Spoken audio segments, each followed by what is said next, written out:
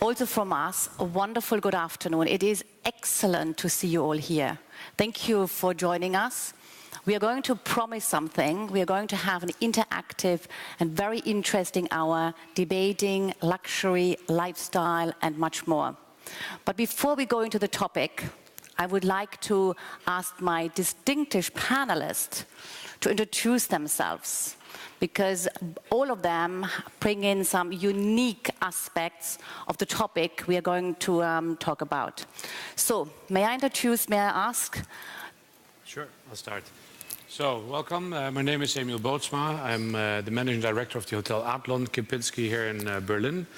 I assumed post half a year ago. I'm with Kempinski now since 2007. I've been in Hotel Viada site in Munich, in Beijing and in Budapest. Before that, I've been working 10 years at a company called Arabella Hotels. At the end, it was Arabella Starwood, where I also worked together with Michael here.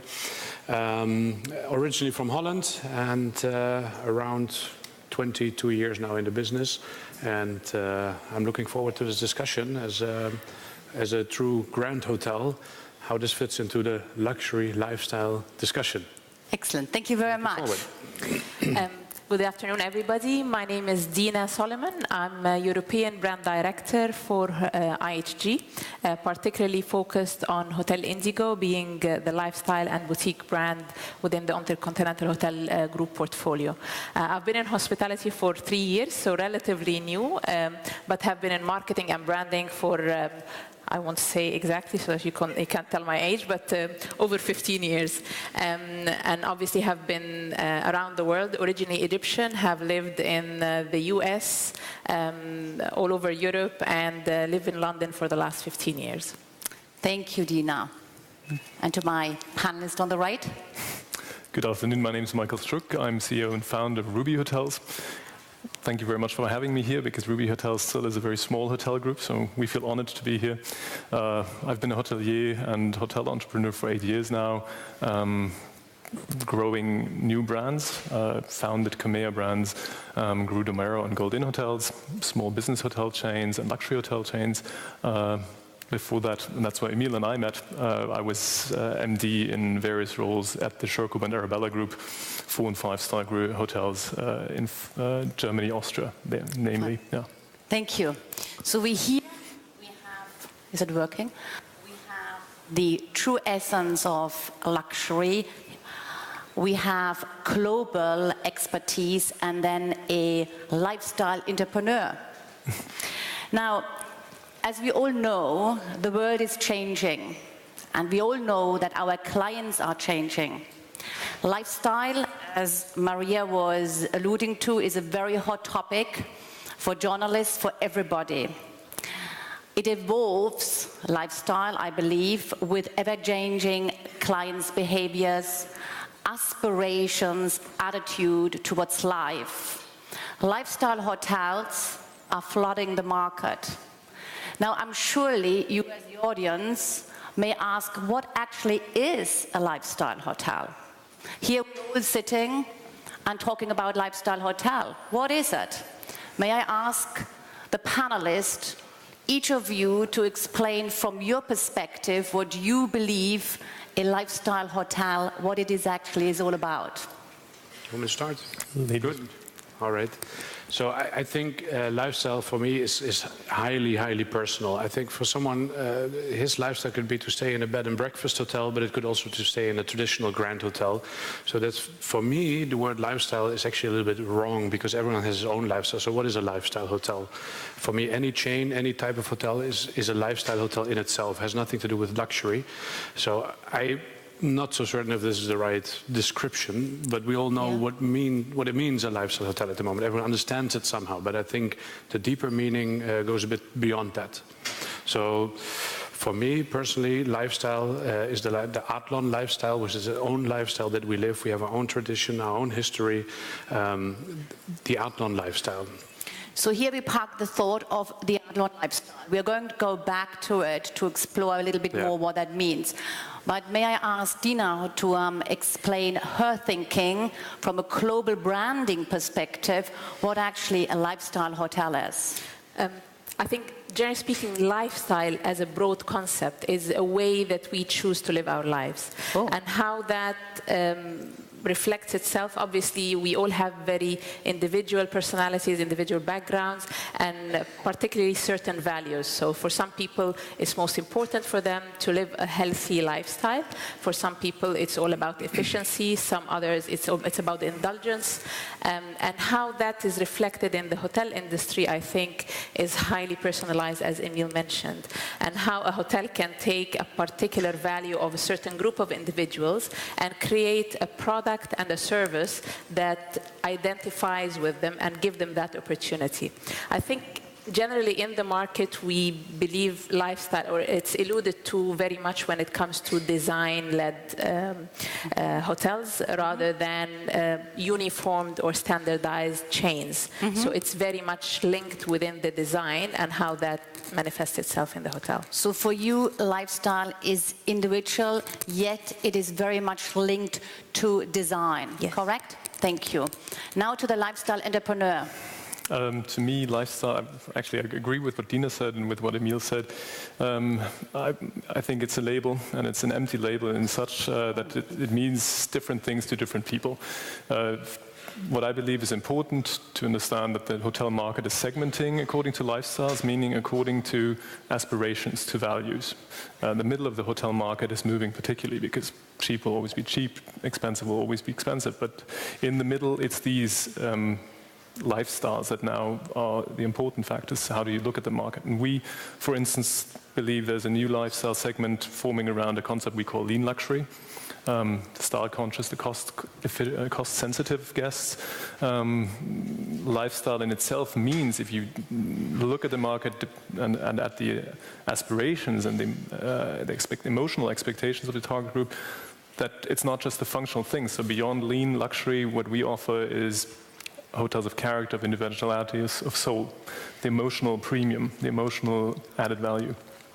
Emotional added value, lifestyle is something very personal. Now, how do we then, if we know that it's hugely personal, it's emotional, how do we actually create then something, inverted commas, so that we actually connect to the audience we want to attract, if it is so personal? It's not easy, definitely. I can imagine, because we're all very different, aren't we? We're all very different, but I think for me, the critical factor to success is that you are able to identify a particular target group that you can zoom in, that you could understand, and you can identify their needs. And then through understanding this core customer that you have in mind, then you can design your product and service around them, and that would match their expectation. I think it's not going to be very successful if you try to cater for everybody. So the first thing is to really zoom in on a particular target audience or customer. Then you can really design a product that has an identity.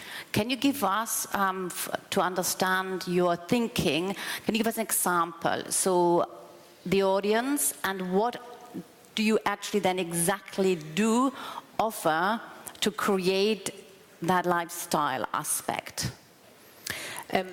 I'll speak from my experience, for example, with Hotel Indigo. We identify the target audience to be savvy, they're very well traveled, they're curious, they want to explore the world, but they don't want to just go to the tourist attractions. They want to connect with the local authentic culture. They want to get a little bit under the skin of this local destination. And by understanding that, we can then, what we do for Hotel Indigo is that we create a unique story for every one of our properties. Unique soul. Story. Yeah. Okay. And that story is basically identifying the history and the character of the local neighborhoods and destinations where we reside. That's why we're very particular about the neighborhoods where we are located.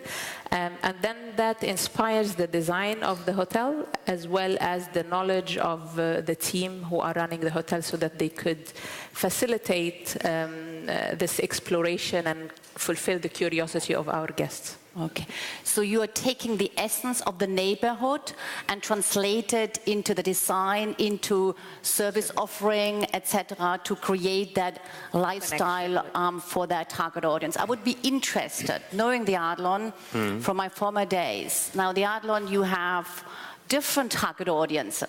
Yes. So Well, how do you do that? I think the biggest difference here is that we don't have to create a story. We have a story or a history, much more, Okay. Which makes a big difference. And our aim is much more to live with this tradition and the history and recreate it all the time, rewrite it. So what it maybe in the old days was a highlight in those days to have running hot water. Today it's iPads in the room. So we look totally different than these lifestyle brands that have to create today. We have to recreate ourselves constantly. And that's, I think, a main difference. We don't look at a specific target group, but we look, how can we use this hotel and the product we have, recreate it and reach out to, and there's not a certain segment, all the segments and all the age groups, all the different generations. How do they book? What do they book? And obviously, we are a bit slower maybe because we are not new, so we have to live with the past, which is also our strength in a way. You know, the old hotel was there since 1907 and it's still somehow there, and not just our hotel, some other traditional hotels as well. Go to Vierstedt in Munich since 150 years. So this will not go away, but we have to constantly recreate ourselves, reinvent the story a little bit. Understand. So what I hear you saying is, as a contrast, Dina, you are looking to the outside to create that story. I think you are. Thank you. You're looking to the outside to find that connection, that story, to creating that lifestyle. Where at the Adlon, for example, you're looking from within, using the history and build on that history to recreate new experiences. To then connect to the outside. To then connect to the outside. Very interesting. Now, can you give us an example? Because as you were saying, you were alluding that you have a very broad customer base. And from Dina, we heard that it's very important to actually understand the customer, the target audience, to then connect. How do you do that if the audience, the target audience is so, you know, multidimensional? I have a very good example for that. We have reintroduced what we call swinging Sundays, which is in essence an afternoon dance tea. So every second Sunday, we empty the lobby of the furniture. There's a band that plays 20s music, and people dance in the lobby. It's like an afternoon tea with dancing. Now, you might think that's old-fashioned and that there's like only older people coming there, but there's young people coming there. They come with the parents, with the grandparents, and they dance. And how we do this, we put up a social media booth. You have a selfie booth, and they shoot this into their own communities. So it's the same story. We try to reinvent the past, make it new. And it might sound boring if you have a design hotel, but it's, you know, we have different generations there that like this. I think if I could comment Yes, on please. this one, Thank you. Because when I speak about target audience, it's the age of this to that. It's more about what are the common values and the common interests that connect them. It could be somebody who's 16 who's interested in music and somebody who's 90 who's still interested in music. As long as this connection is still there, then they can communicate and find common interests. Okay, I understand. So what you are saying is, rather than actually defining the target audience in the old traditional paradigm of my clients are X, etc., you are actually looking for common lifestyle interests. It's not demographics It's anymore. not demographic. It's more, as you say, it's lifestyle. Fantastic, thank you. Now, here is lean luxury, entrepreneur luxury, different audience.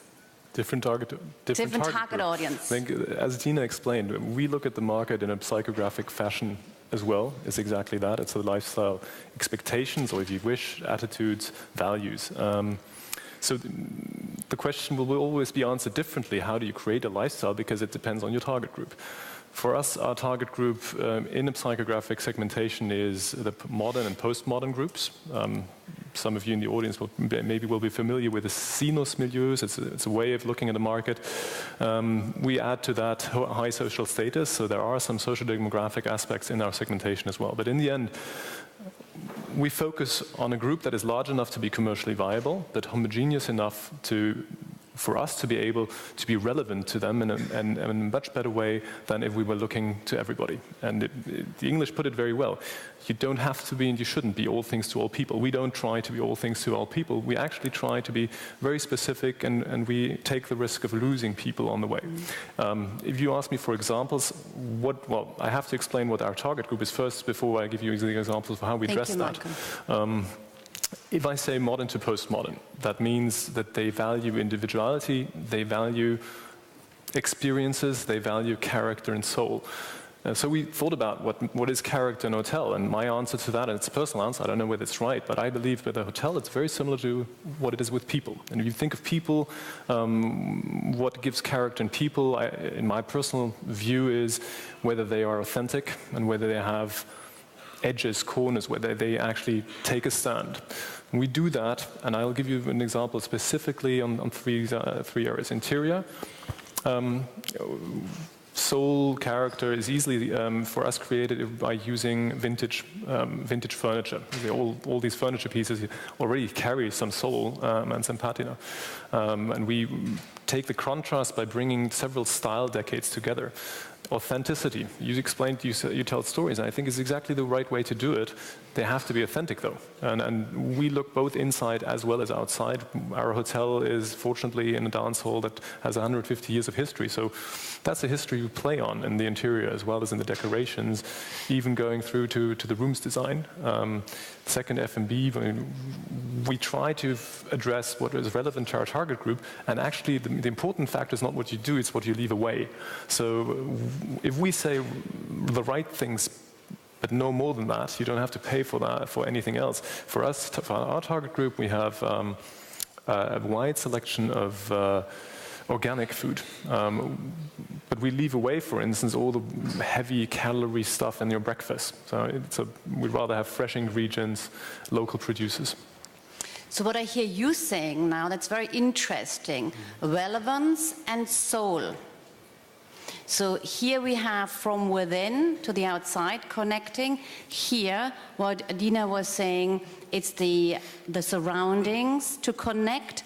And what I heard you saying, Michael, is actually defining relevance and creating that soul within. Yeah. It's not a different. I hope I made myself clear. I think everything is true that we said, but it just builds on top of it. So, in order to be relevant for your target group, you need to pinpoint your services and your message. I think traveling in general has become so accessible, and people have more demands, and they go out a lot and they go explore different cultures, different destinations, much more than ever before. So they, as Michael mentioned, they're looking for experiences. They're not just looking for a place to stay anymore. It's not about the functional. Of course, that's still the case for some people, but I think the whole market is evolving towards more demanding and more experiential experiences. So basically, that's what we as hoteliers need to reflect when we evolve our proposition for our guests. So are we saying we are in the hospitality, serving our customers as well as creating experiences? Is that actually what we are saying now? Is that lifestyle? Can we summarize that? Emile? I'm not so certain about that. Difficult, I think. I still think it's personal, and I was just thinking about what you were saying, because this type of hotels, the concept hotels, like we should call them maybe, target a specific target group, whereas we in the traditional hotels or the traditional grand hotels with a history, we have an expectation of, let's say, the generations that stay with us already. At the same time, we have to find ways to also attract this other generation or lifestyles. So we have to serve a much wider variety of things and products, I think. Whereas this is quite targeted. We range from very also low calorie, organic and local cuisine up to 2 Michelin star. We service the entire bandwidth basically, and we have to do this to keep on feeding the pipeline. Whereas this is much more specific, the groups that you can target. So the big difference here is, I think, we are constantly looking how to get wider services, more products to offer to get more people in, whereas you actually narrow it down and say, this is what I offer for a certain type of people. Now, what I would be very interested in is, we have now heard that it's all about connecting to different lifestyles, creating experiences, etc. You were saying creating wider choice. Now, in the old days, you marketed, and I'm moving on to now the marketing, the selling of a lifestyle. In the old days, you had a hotel, and you had a couple of pictures of beautiful rooms, and maybe a barman with a drink, and then you went out and you sold, inverted commas, marketed the hotel. But now, what you are saying is very intangible almost. It's personal, it's an experience. So how do you actually then connect with that audience? How do you find those clients who are attracted to your lifestyle? I just want to comment on something that Michael said. He said, you can't be everything to everyone, but that's what people expect from us.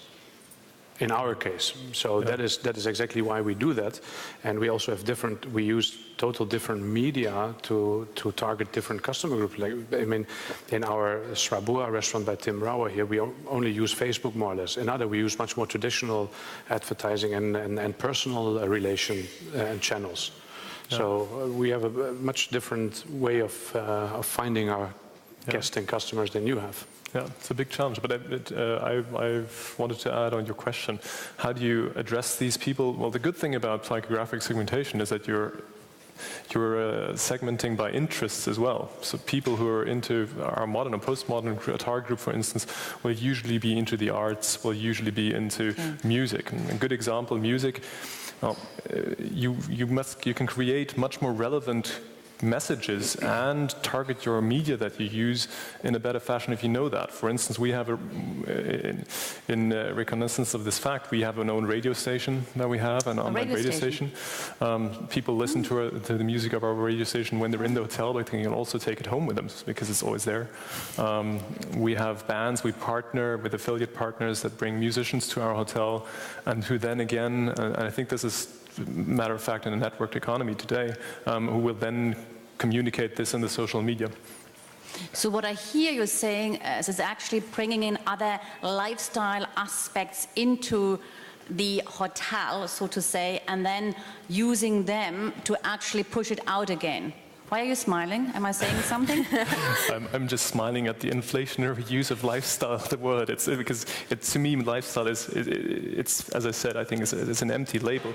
We're bringing offerings that are relevant to our target group, and that has to be, because we want to be emotionally relevant to them, and has to be adapted to the lifestyle, to their aspirations, to their expectations, way beyond just offering a functional hotel. So if that's where you're aiming at, yes, it's much more than functional relevance. It's emotional relevance. It's attitudinal relevance. So for instance, social conscience is part of what our target group expects from any supplier of their hotel. But that's target group specific. So what I hear is a lot of emotional words, emotional relevance. Tell me more about that. What is this all about? Do you want to take this? Tell us about emotions. I don't want to be the only one talking here. From a marketing perspective, I think for sure we're losing the control. I mean, traditionally, marketing was all about pushing out the message to as many people as possible. I think with the social networking and technology availability, it's all about the crowds. They have the control. So people will look at the reviews online. They will not trust you as a brand saying, we're the best thing. That's not going to work. So you have to actually execute, get the reliability and get the credibility through the eyes of your own guests. And then they will tell their friends and customers. I think what Michael is mentioning is really relevant in terms of there's a lot of noise and there's a lot of offering and propositions out there. What will really resonate is when you identify something that is deeply emotional to somebody and create this connection, whether it's through a radio station, whether it's through a book club that you host in, whether it's about the dancing, the people. You create the reason for people to come into your space and use it, and bring in their friends and family because they have fun, because they have a good time in this space. And it's not just about beds anymore. It's living a lifestyle within these public spaces that are inspiring and stimulating. So I think that's absolutely relevant, and I'm very intrigued now to go and have a look. I think I join you. Yeah. The question I'm asking myself now is that knowing all, the complexity of all of that, we are now giving up the power to our customers, to our audience, to trying to find us. Now, there are so many lifestyle brands out there, and more emerging. And I have two questions based on this. Is how do I know? Very often, clients don't even know who they are. How do they know which lifestyle hotel is actually relevant for them? So if they no longer, if their choice is wide from, low range, low cost to expensive, how do I know what I want? Excellent question. Good question. Well, that's what we are here for. No, I think some people don't even know themselves because the choice is so wide, and you have people that I think sometimes behave different in different situations. We have people staying in a hotel that come to us, spend a lot of money and high rates on leisure, but for business they will stay in a low-cost hotel. And you find people flying first class, checking into the lowest category room. You have people flying economy class or low-cost carrier, checking into presidential suites. I think it's very difficult to find. So that's why for us, again, it's important to sell what we have and I try to get this out there, because I find it's very, very difficult to find a true target audience. I think for us, what we try to do is to find people who are influencers, and they have followers. So people aspire to be connected to that person, and we try to find somebody we would call like a brand ambassador, let's say, who would depict the personality of the brand through their own values and lifestyle.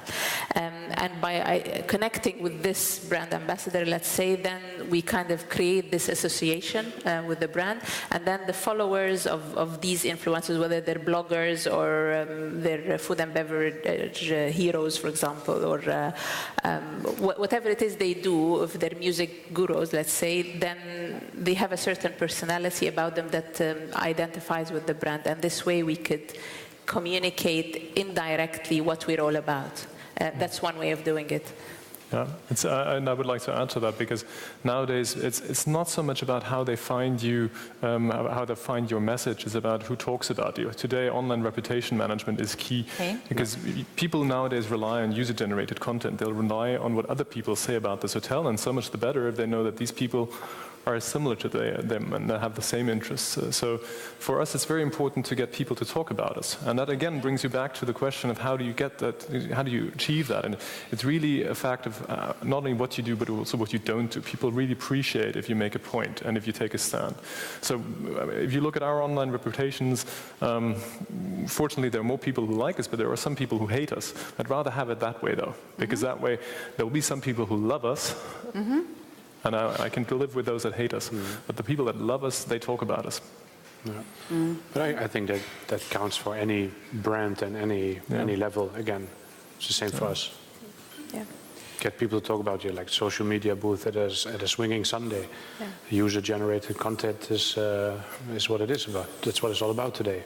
So what I sense is what you're doing is you're creating situations, experiences, so that there is that information to be carried out to the world, so that the world, inverted commas, decides whether it is something of value, interest to pursue. And then obviously with all the reviews, I can then read whether I connect. Actually, you decide. As simple as that, Pan?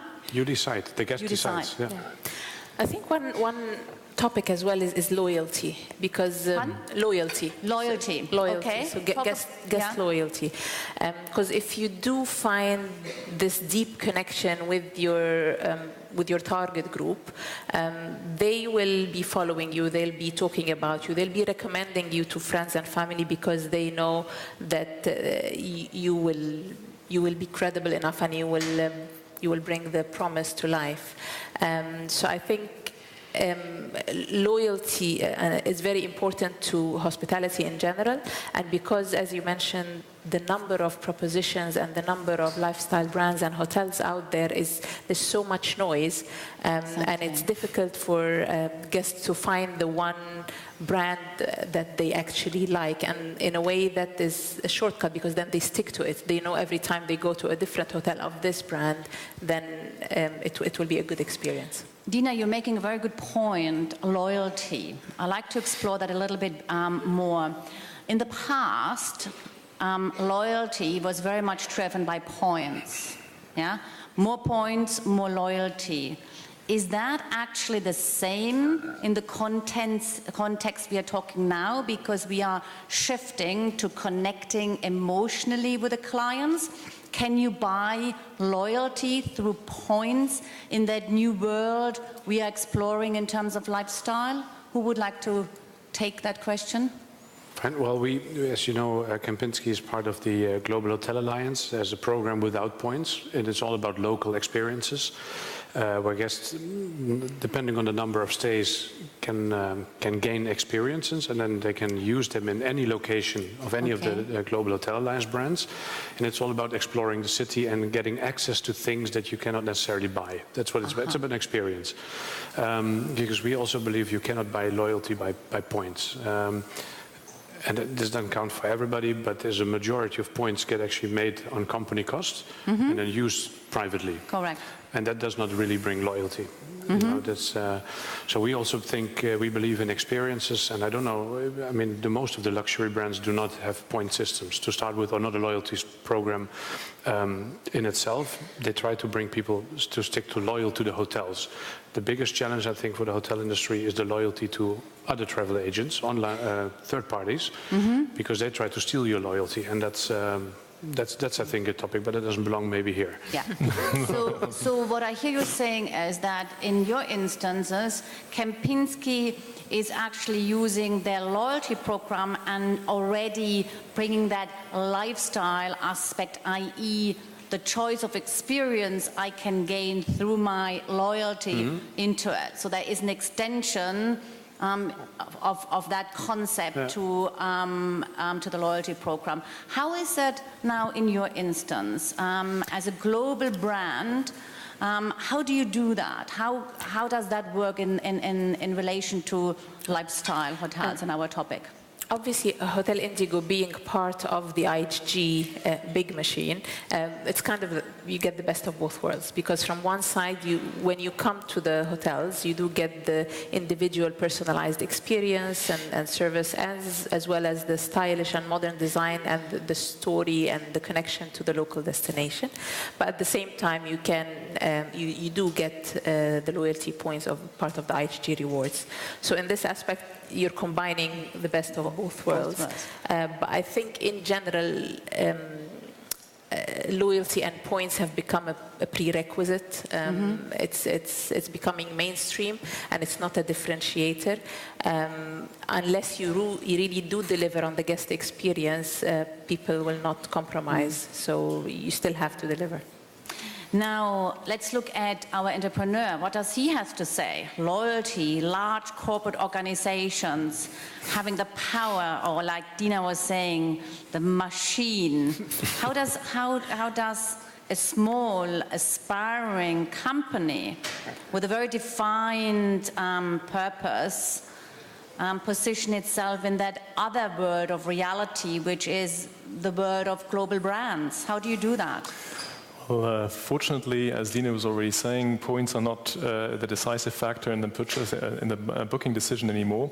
For our target group, in fact, they're of less relevance. As I mentioned earlier, our target group seeks individuality in the properties they choose, and within given point systems, brands, brand groups of chains, there's not so much choice there, with the exception maybe of Indigo brands. Yeah. So we're fortunate enough that is not a prerequisite. But what is a prerequisite, as Dina also said, is that you offer a relevant experience, and we work on that day to day, and we communicate with our target group on a daily basis as well.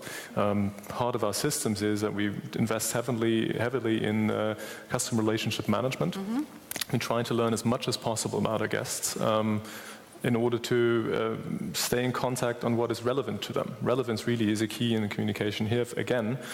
So for instance, if we know that somebody listens to certain music while he's in our hotel, or has a certain travel pattern that we learn from his Facebook account, if you have Facebook Connect, it's surprising what you can find out about people.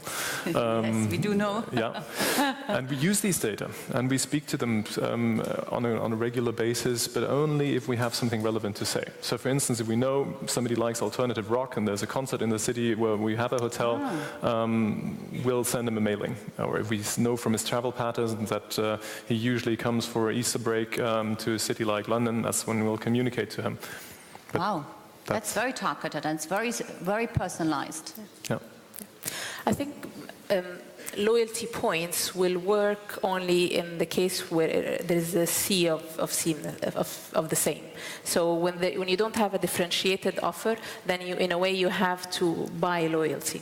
But if you have something that is very different, very differentiated, and people are really passionate about it, this is going to be a secondary decision point, I think. Thank you.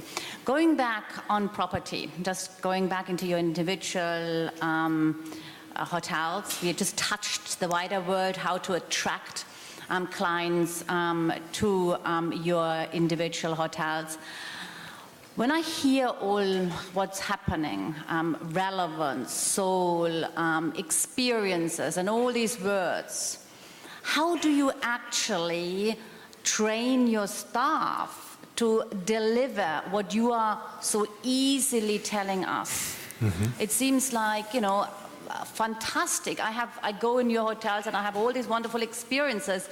But how do you do that? I mean, in the old days, inverted commas, from my leading times, we had all this checklist of behaviors and this and that.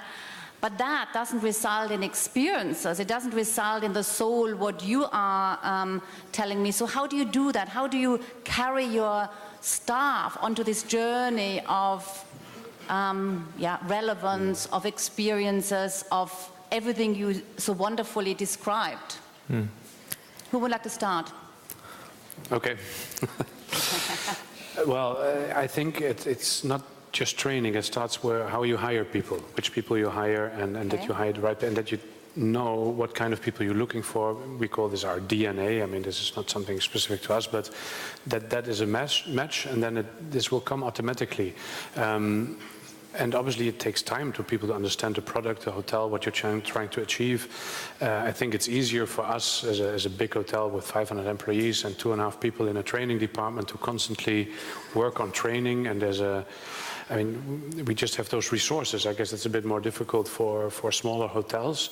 But it's about daily going into this topic, daily living this life, and it has to come from the top. Very simple, in my case. Mm-hmm. Thank you.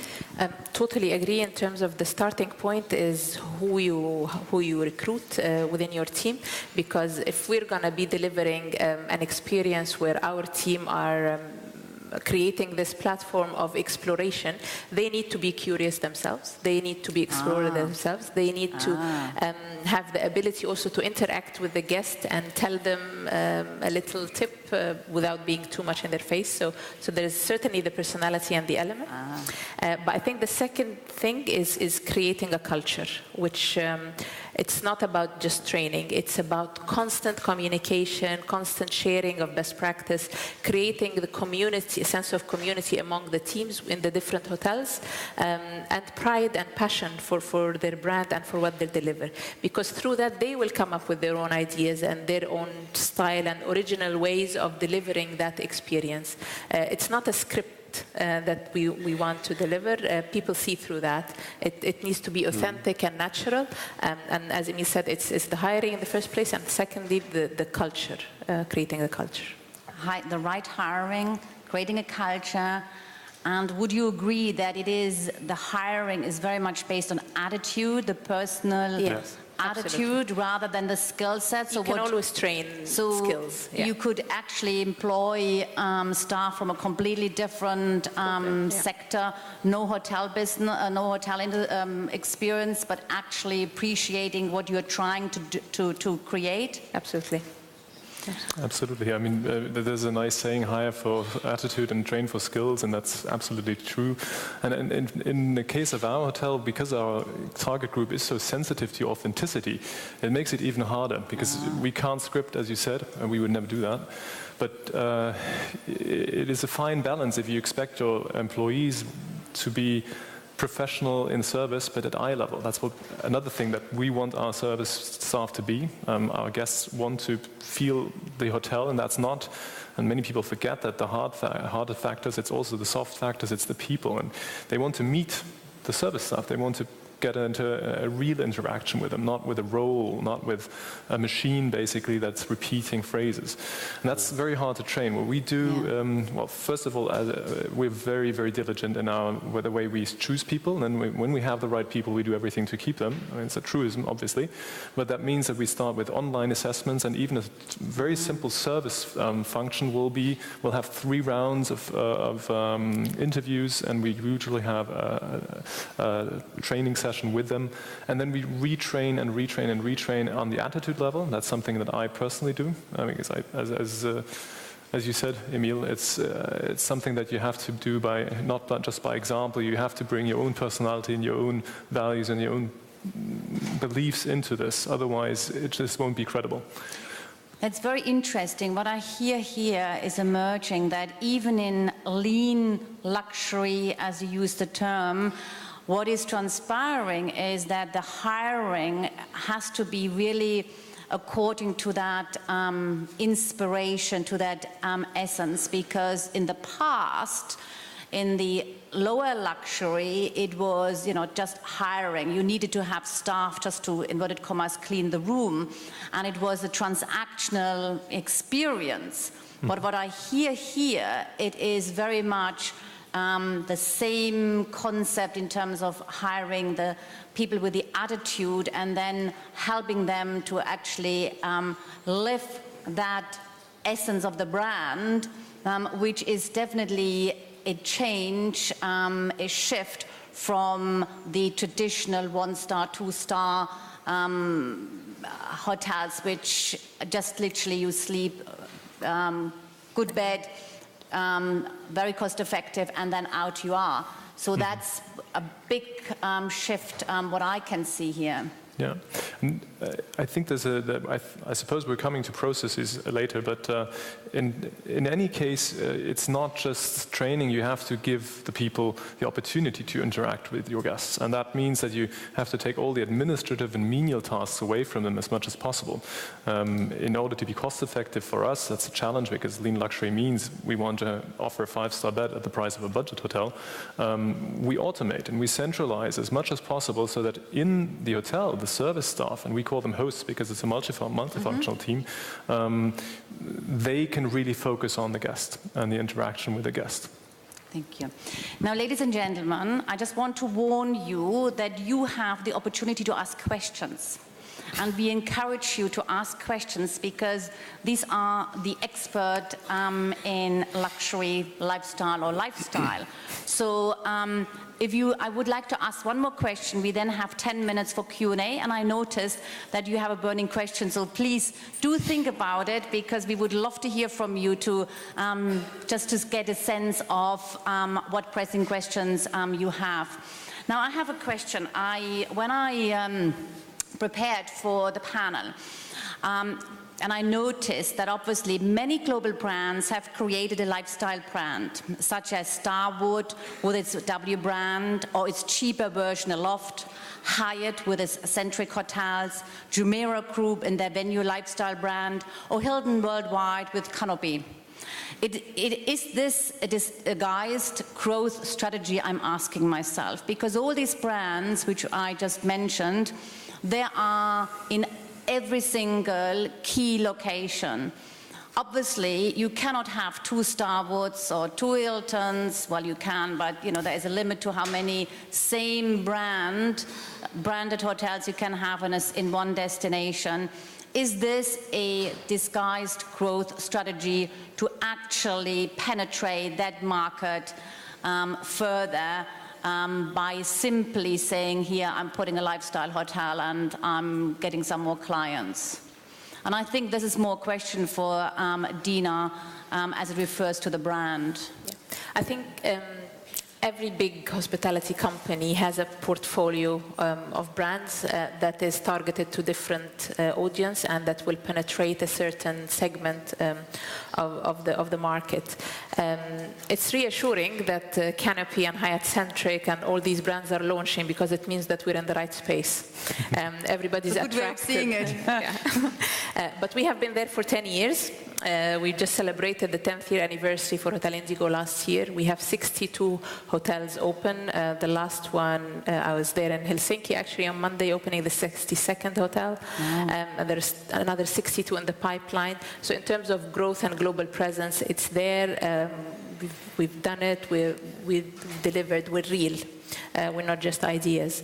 But for sure, there is a trend that the market is going towards more lifestyle, more boutique, more experiential brands rather than standardized and uniform cookie-cutter approach. And that's where the entire hospitality industry is being attracted towards this space, because it's becoming bigger and more attractive and more lucrative. So that's why we see new brands and new proposition coming onto the market. So given the demand, the rising demand, new travelers coming along, the evolution from you used the word cookie-cutting hotel approach is evolving into lifestyle hotels of different levels, being it luxury, being it your instance multi-global, or lean luxury as per Michael. We are getting to the end, and I would like to open the floor. But before that, I would like to ask the distinguished panel, what one insight from your experience can you leave with the audience? One insight where whatever message you have for us to take away in the context of our discussion. What do we need to know from your experience, expertise? Shall I start? Because I don't have an answer. I don't have an answer yet. I can start. Okay, I can think. I think one thing I learned is that you can design a product that is absolutely beautiful, but if you don't have the people to carry it and create the soul and the atmosphere, it won't fly. So I think at the end of the day, within hospitality, we're a people business, and we're in a world of connectivity, and people are on their smartphone, but we still very much value the human interaction. And that's why people are absolutely critical to the success of any hospitality. Thank you. I still don't have an answer. That's okay. Okay.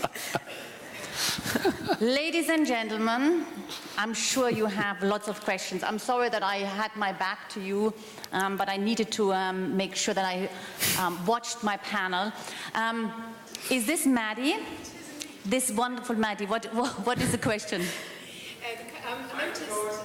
Yeah. No, yes. Sorry, I'll go to the microphone now. Thank you.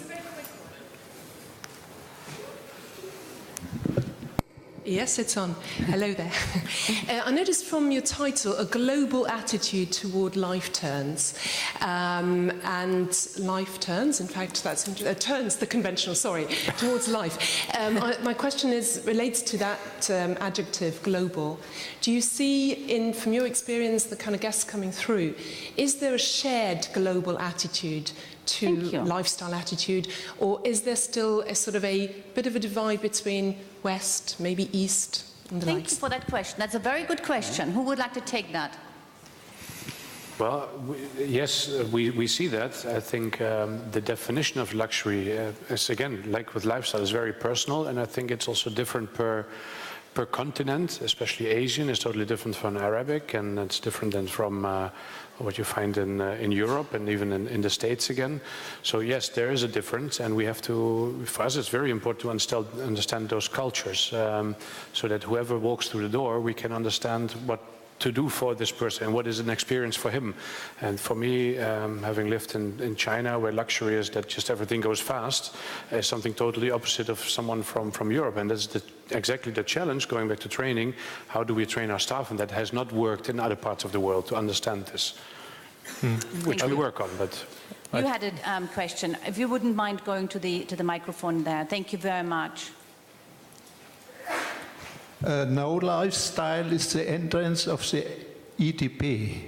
Dark, dirty, not word to hold a fair travel discussion about luxury. But lifestyle presents the new magazine of the New York Times and the new magazine of the Rosewood Hotel Group.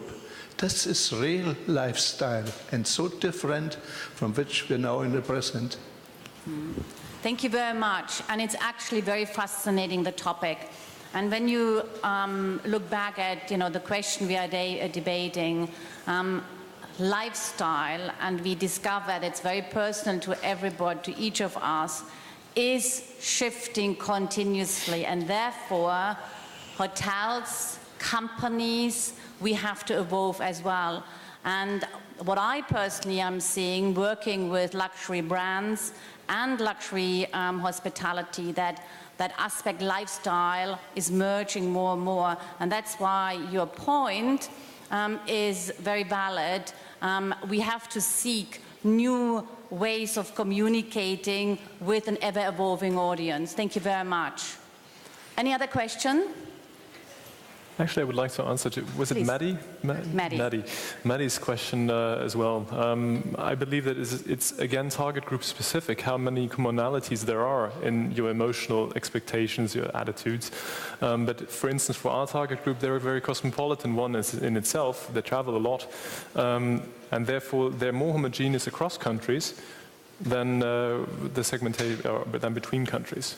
I would believe, though, that this is very different for other target groups. If you move from the postmodern to modernist world across to the more conventional milieus, there I would believe that the cultural values would be much more relevant in differentiating. I think if I could add something to that, because I was reading an article lately, and they were talking about the concept of glocal.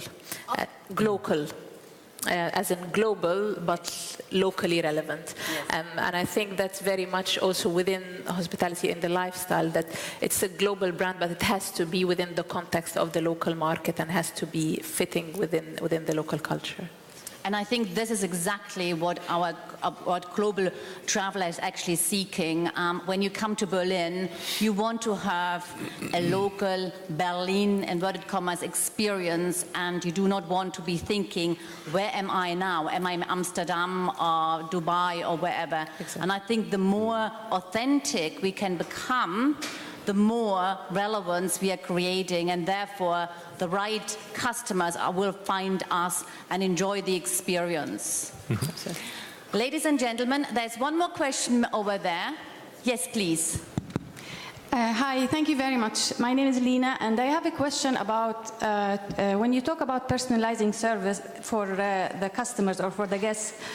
I hear quite often, and especially lately, how referring to the online profile is one way of knowing what the customer's preferences are. In a way, I find that very strange, because it seems as if it's a little bit intrusive. If I go somewhere and the hotel knows more than it should about me, I would feel a little bit freaked, to tell you the truth, or I would feel that somebody's snooping into my private life, even though I have an online profile. So it doesn't mean that I should take it offline or make it less private. But I think sometimes going overboard can be counterproductive, especially when trying to deliver that personalized service, or as we see it as personalized. Thank you. Thank you. Very good observation. Where is actually the line? Where do we stop, intruding, as you said it, in your words, and create a personalized experience? Where is that? And very interesting. It is very different for each of us. Some of us are more open. Some of us are more private. So how do you, panelists, actually dealing with that? That's a very valid question. Thank you. Talk to people. Pardon? We talk to the people, what they like, what they don't like. We don't snoop on Facebook pages and those kind of things. Of course, we check if someone is checking, we check who this person is, where does he come from, if there's information available, and I guess that's for everyone, for themselves, up to themselves to provide this information or not. But we would not check on holiday pictures and those kind of things. And yes, you can do that, but we talk to people. Mm-hmm.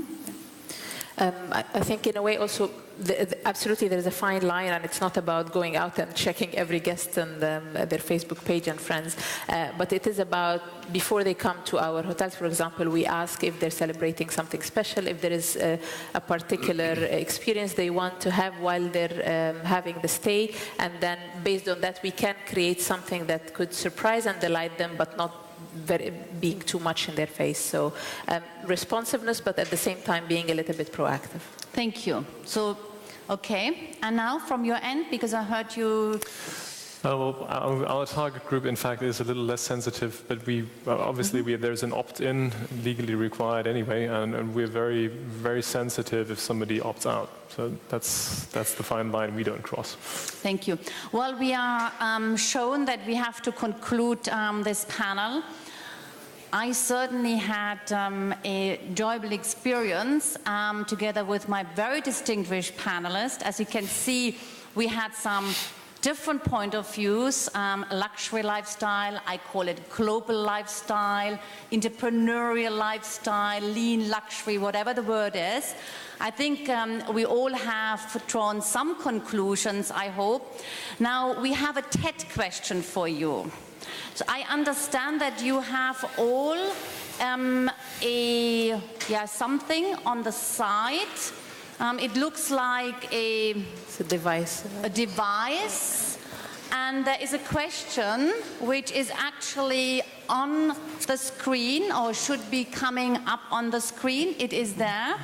I read it out in English, and you are asked to actually press a yes or no as indicated, and let's see where we are going to take the journey together. So the question is, will lifestyle become a mega trend, changing the world slowly, but fundamentally and long term? What is your opinion?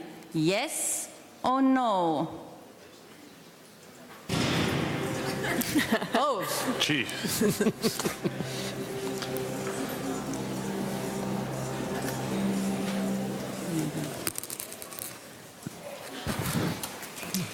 Okay, you can stay. Wow, here is a yes.